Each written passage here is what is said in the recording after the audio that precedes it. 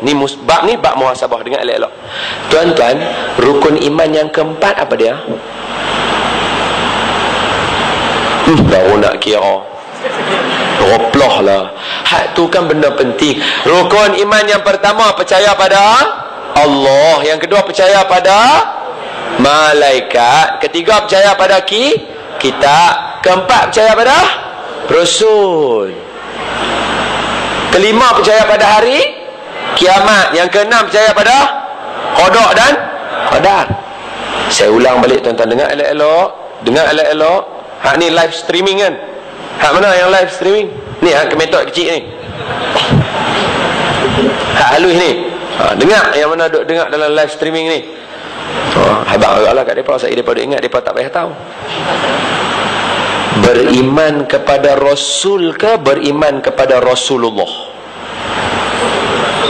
Saya ulang sekali lagi. Dengar dulu soalan tu betul-betul. Rukun iman yang keempat daripada 6 tu, beriman kepada Rasul ke beriman kepada Rasulullah? Siapa yang kata beriman pada Rasulullah? Tak ada. Kira semua yakin beriman kepada Rasul. Betul? Jawapan dia betul. Beriman pada Rasul. Dan saya nak bagi tahu, beriman pada Rasul, berapa orang Rasul kena beriman? 25. Tapi saya yakin, saya tanya pasal Nabi Ilyas seorang pun tak boleh berjawab. Betul, iman macam mana? Rosak. Kata tadi beriman pada 25 orang Rasul. Saya tanya pasal Nabi Idris, siapa boleh bangun cerita kat saya? Rosak iman. Rosak iman lagu tu. Sebab tu ulama pesan, dia kata hari ni semua orang pandai ilmu fardu kifayah, matematik, fizik, kimia, sains, apa kajian tempatan, geografi, pandai belaka, masya-Allah tabarakallah. Tapi fardu ain seorang pun tak tahu. Buktilah tadi. Itu tu tak tanya lagi soalan yang paling ringan sekali, tuan-tuan. Rukun semayang yang ke-8 apa dia? Tak boleh. Tu macam mana tu tak tahu tu. Hak tu kan fardu ain, rukun iman yang ke-8, rukun yang selepas sujud. Lepas sujud kita buat apa? Lepas sujud kita duduk. Duduk apa tu? Tu nombor 8. Ayahanda dan bunda, saya nasihatkan, tanamlah rukun iman dalam keluarga, tanamlah perkara asas dalam keluarga. Anak kita termasuk diri kita, kita tak tahu rukun semayang macam mana ni. Sebab itulah bila orang tanya, ustaz, pasal apa noh? Syiah yang tak logik tu orang boleh ikut. Pasal perkara asas fardu ain kita lemah. Bukan dia satu soalan yang kita kata kita kena ni. Soalan yang sepatutnya memang kita kena tahu kalau kita sebagai seorang Islam. Pasal apa? Tadi kan semayang maghrib, mestilah kena buat rukun semayang. Pasal apa tak tahu pula rukun semayang ke-10 apa dia? Rukun semayang ke-10 apa dia? Kalau ke-8 duduk di antara sujud, ke-9 duduk tahiyat akhir, yang ke-10 buat apa? Baca apa? Baca tahiyat akhir. Boleh. Saya sebab apa? Saya ambil peluang. Hari ni senior saya ada, kawan-kawan saya ada, teman saya ada, ayahanda ada, bunda ada, anak-anak ada. Saya nasihat semua terus dekat ni Padang Mengali ni, dengar elok-elok. Bukan untuk saya. Saya esok pagi balik tinggal dah tuan-tuan. Tuan-tuan duduk seorang-seorang dengan diri tuan-tuan. Tiba-tiba mai satu ustaz pakai lagu ni dengan bawa kitab besar-besar. Tiba-tiba dia kata, tuan-tuan, para sahabat Nabi semuanya kafir. Tuan-tuan nak lawan balik kata apa? Dok. Dia kafir? Dok. Kafir? Dok. Dak tak mahu. Takkanlah kata lagu tu. Mesti kena jawab. Nak jawab apa? Sahabat Nabi tak kafir. Pasal apa? Sebab dia tak kafir. Tak boleh jawab lagu tu. Kena bagi dalil. Aku tak ada dalil, tapi yang aku tahu sahabat Nabi semua tak kafir. Oh, tak boleh aku tu. Aku ada dalil. Apa dia dalilnya? Dia abang. Abu Bakar telah mengenepikan hadis Nabi dengan mengatakan bahawa Ali antara orang yang ahli keluarganya yang layak menggantikan dia. Tetapi Abu Bakar menafikan hadis itu, dia menaikkan diri dia sendiri. Kita dengar Allah. Macam ni? Betul tak hadis itu ada? Betul. Betul tak apa yang kata? Betul. Jadi betul tak kata sahabat Nabi kata? Boleh jadi betul juga mana? Tak apa. Tuan-tuan tak jumpa dengan orang lagu tu, dia tak mai lagi. Dia kata, ustaz nanti. Tadi ustaz kata kalau tiba-tiba ada satu orang mai depan ni, dia bercakap lagu tu dekat kami, saya nak kata kat ustaz, orang macam tu dia tak mai kat tempat kami. Tuan-tuan, siapa kata tak mai? Saya ambil contoh tu, ambil daripada mana? Contoh tu kan ambil daripada hadis Nabi. Apa dia? Dajjal akhir zaman, dia mai panggil semua orang duduk depan ni, dia bercakap dengan semua orang. Walaupun dekat atas dai dia ni ada perkataan kafara selepas dia mengaku dia Tuhan. Sebelum tu mata dia buta sebab dia mengaku dia Nabi. Dia satu orang yang Allah bagi umur dia panjang daripada zaman Nabi. Dia dah ada dah. Dah kena ikat dah, duk tunggu hadis. Nak tengok hadis Tamim Ad-Dari. Hadis ni kalau dengar cerita Dajjal, dia memang menyeramkan tuan-tuan. Takut sangat dengar.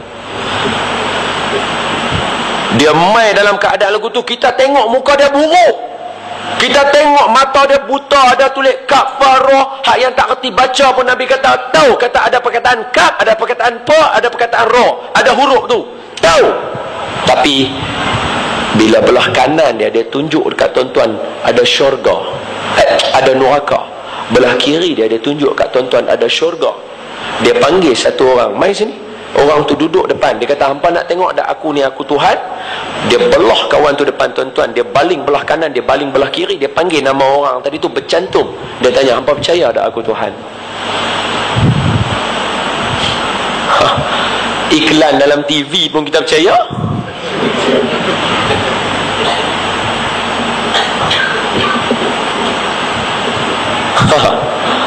Orang yang dia belah tu, maaf saya sebut dengar elok-elok. Saya tahu cerita ni jarang dengar elok-elok, balik rujuk, jangan takut. Saya bukan satu orang ni, saya ada tauliah Pulau Pinang. Orang pantau saya bercakap, tuan-tuan jangan duk takut. Balik pergi cari. Saya cerita sebab orang jarang cerita benda ni. Nabi pesan khutbah Jumaat kemarin dekat Jawi. Orang terkejut dengar, kata, "Oh, ini betul ke ustaz dah ni?" Oh, khutbah Jumaat kena garang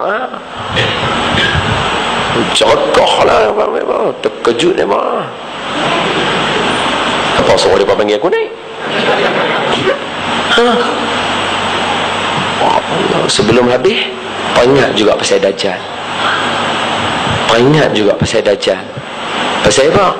Dia nanti mai lagu tu. Dia nanti mai dalam keadaan duduk ramai-ramai tu. Dia mai. Dia kata, "Oi orang kampung, hamba percaya tak aku Tuhan?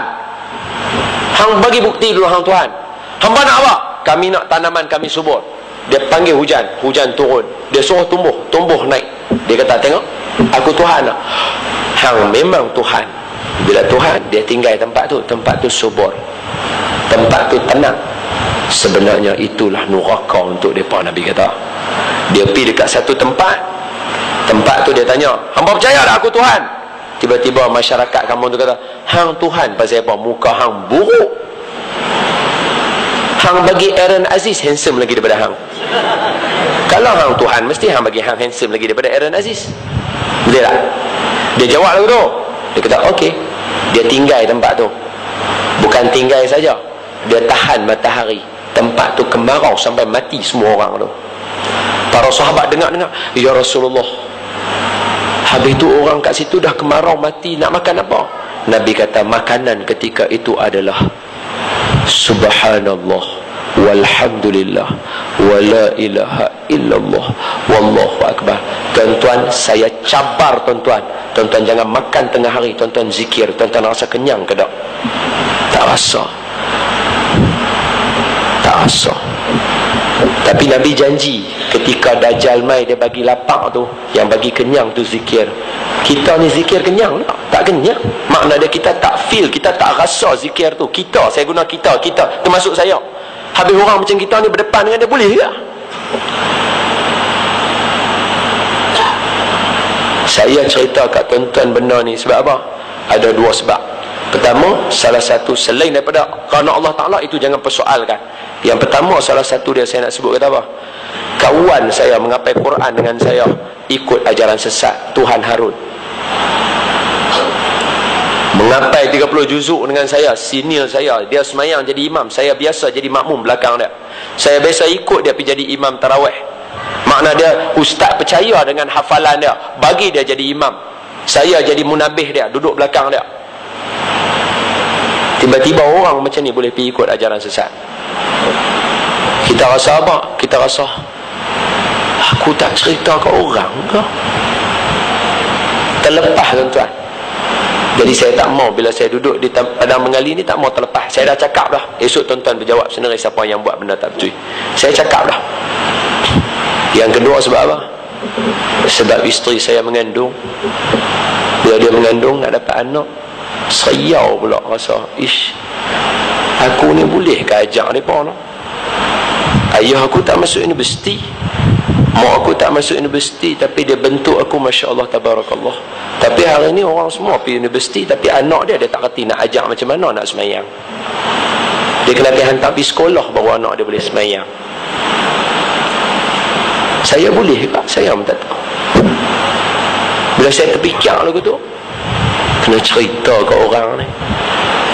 Tu saya cerita kat tuan-tuan. Okey, balik for ni ceramah perdana ni, duk panggil, duk ceramah macam ni, duk mai bertimpa orang macam ni. Tuan-tuan tak boleh mengaji banyak, tuan-tuan tak boleh mengaji. Tengok saya, daripada satu tajuk saya lompat satu tajuk, lompat. Pasal apa? Ada banyak nak cerita, takut tak dan cerita semua, tak tahu nak pergi mana. Tak boleh dapat semua. Habis nak dapat yang betul-betul apa? Tu yang dekat masjid duk ada kelas fiqh, kelas tauhid, kelas tafsir, kelas Quran, kelas tajwid. Itu tu yang kena mai duduk mengaji, tuan-tuan. Jangan tinggal. Jangan tinggal. Saya mana boleh duduk belagak depan tuan-tuan. Kawan-kawan saya duk ada, mereka kenal saya daripada dulu macam mana saya. Okey, jaga diri baik-baik, tuan-tuan. Dia bila mai Dajjal tu, terbang bersama-sama dengan dia di kanan dan kiri selain daripada neraka dan syurga.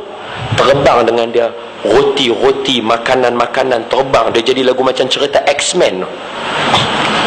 Ni hadis ni, bukan reka. X-Men ambil daripada benda-benda lagu ni lah. Mereka baca kitab-kitab Taurat. Sebab apa? Setiap Nabi, setiap zaman akan cerita pasal Dajjal. Cerita ni ada dalam kitab-kitab Taurat dan Injil. Dajjal tu bila dia berjalan tu, dia angkat bawa dengan dia makanan. Dia pergi kawasan yang lain pula, dia kata, hampa percaya tak aku Tuhan? Apa bukti dia? Aku bawa roti untuk hampa untuk hilang kelaparan. Hang memang Tuhan. Dia panggil roti untuk duduk dengan mereka. Makan mereka semua kenyang. Mereka tak tahu yang tu neraka untuk mereka.